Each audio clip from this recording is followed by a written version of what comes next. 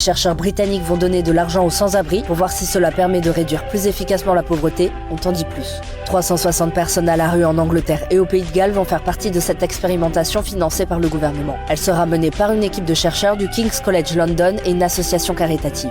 En gros, les sans-domicile fixe recrutés seront divisés en deux groupes. Le premier aura les aides habituelles, hébergement d'urgence, repas gratuits, etc.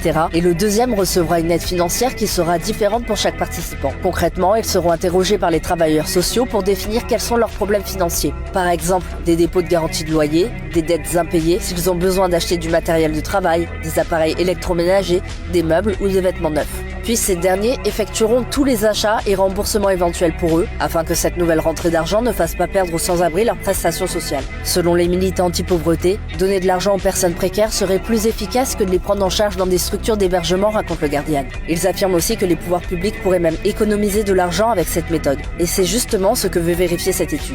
Le Parisien explique que l'année dernière au Canada, des chercheurs ont mené une expérience similaire et ont découvert qu'il était plus efficace de donner 7 500 $ canadiens à 50 personnes sans domicile fixe à Vancouver plutôt que de financer leur hébergement dans des refuges. Cela a même permis d'économiser 800 $ par personne en termes de dépenses publiques.